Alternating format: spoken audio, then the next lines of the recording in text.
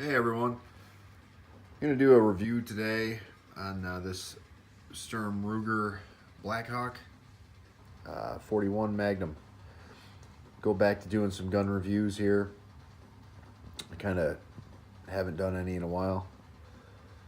So this is actually the first gun I purchased with my own money quite a long time ago. It's a 41 Magnum Blackhawk, like I said. This model in particular has some type of gold in the printing on the barrel, so I don't know what that's about. I've never seen it other than on this model, or on this specific gun anyway.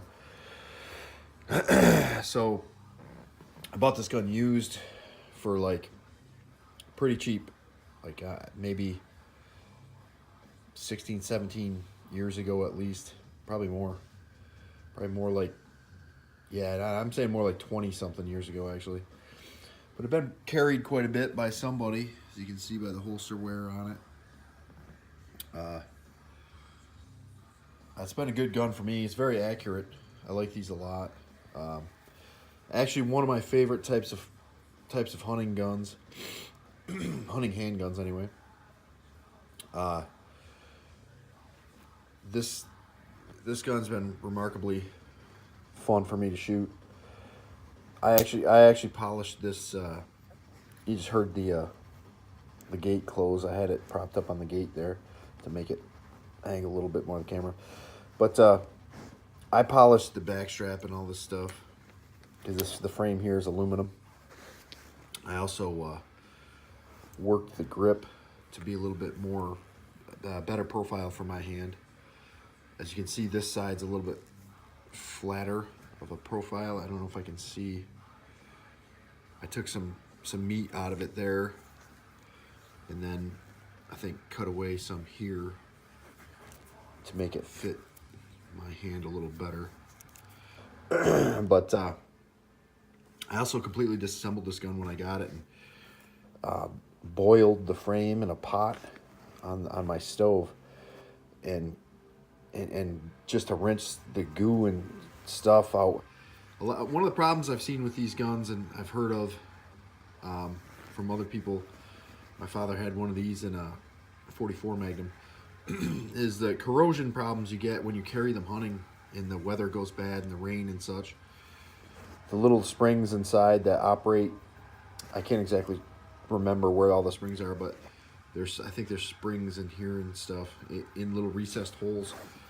The springs aren't stainless or anything, so they get moisture in them and they rust and stuff. So you got to be careful of that, and you got to keep it lubed and cleaned, especially if you're going to use it in the weather.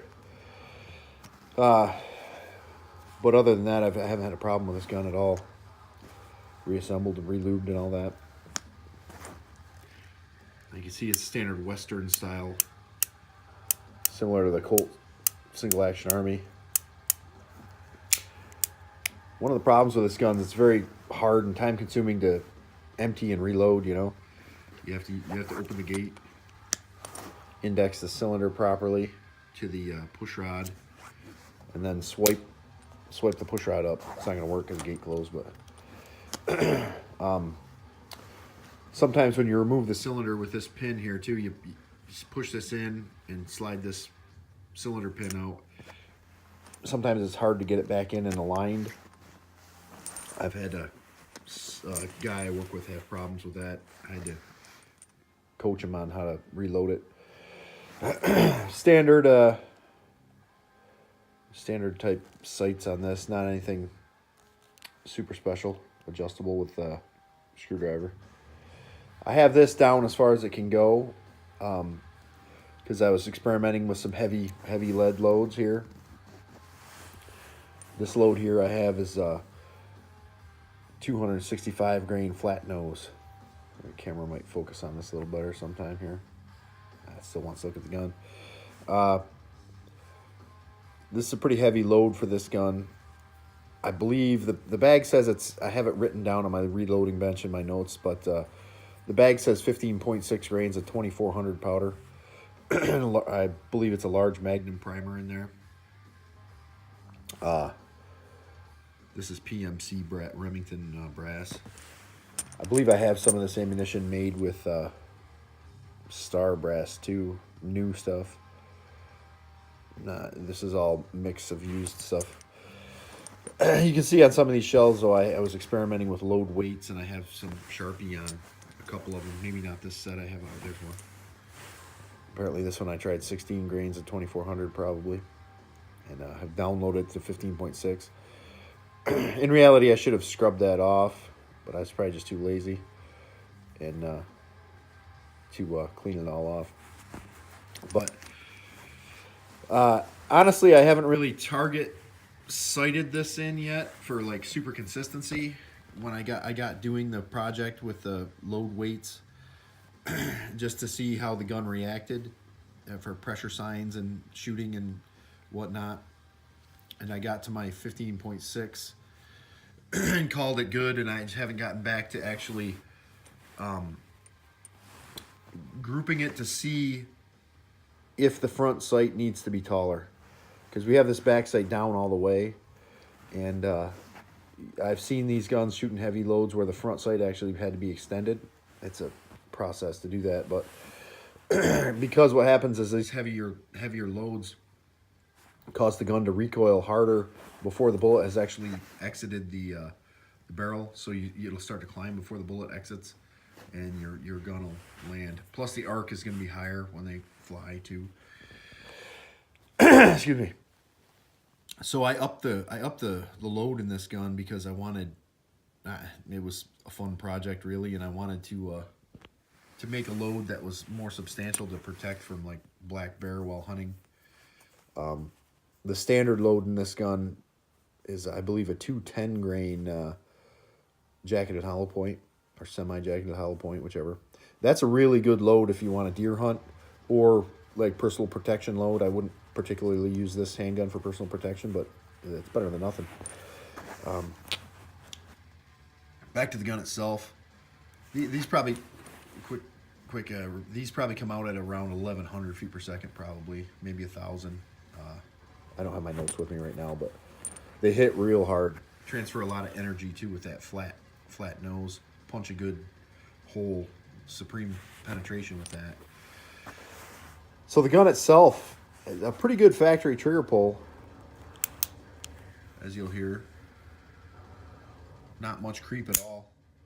The only thing is the hammer is fairly heavy, so it has kind of a long drop time, but I've never seen it to or have it cause an issue with like a jump.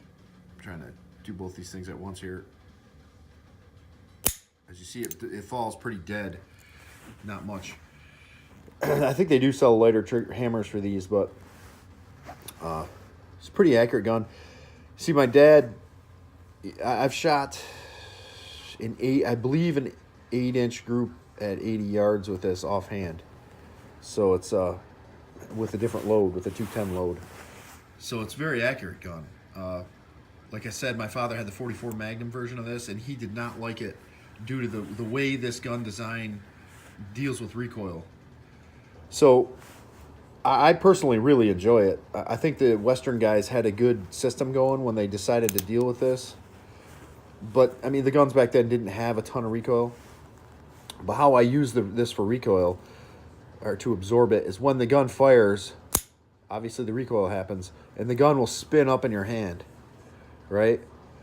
So what you want to do, what I do at least, is just hold the gun nice and lightly in your hand. Especially with your upper fingers here. When you take a shot, the gun's going to do its thing. Let it do its thing. Let it spin up, and then just let your arm go back with it, and it will absorb the recoil nicely through the rotation. Then you can just grab the hammer, flip it back, and there's your second shot. Okay? My dad didn't care for that. It really bothered him. It ram up on him, and he didn't really understand how to let it recoil. So he replaced his with a Ruger Red Hawk, and I don't really particularly care for the Red Hawk.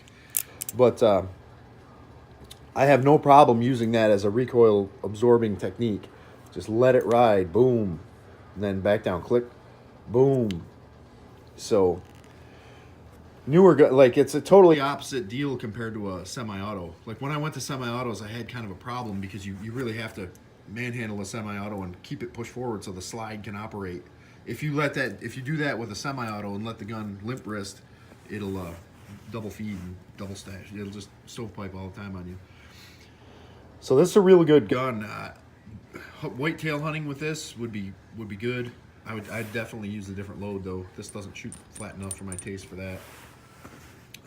41 Magnum's pretty good round though. It's pretty hot, pretty powerful. So perfect. It does just what it's supposed to. Perfect compromise between 44 mag and 357, and that's a real good spot. Like I wouldn't mind a personal defense gun and 41 mag and a revolver, because I find 357 to be, I don't know, not super potent in my idea. You know, it's good. I like 357 a lot. Don't get me wrong, especially in the 125 grain load. Especially the Remington green and white box 125s. They're fast and flat. I like them a lot. They're pretty brutal. But the 41 Magnum in a 210 load is even more hydraulic shock and flat and faster. You know, like I said though, these heavy loads are for a thick-skinned animal where you want to get bone-breaking, deep penetration to try to stop the animal. A flat, fast round that's a lighter bullet doesn't guarantee deeper penetration. Just for ideas, this is 265. A standard 44 Magnum load is a 240 grain, right? With I don't know how much power it is. I don't have a 44, but so in direct comparison, though, you can upload a 44 Magnum like to, I think, roughly over 300 grain projectiles. This is a semi-flat nose. I can't remember the name, but it's got a gas check on the bottom of it. And, they're good. So there you have it, 41 Magnum, Ruger, Blackhawk. Super strong gun. Look at the thickness of the backstrap on that guy. The frame is super heavy duty on this gun. You can really load them hot. And that's why this gun is so popular with hand loaders. So have a good Merry Christmas and Happy New Year, folks.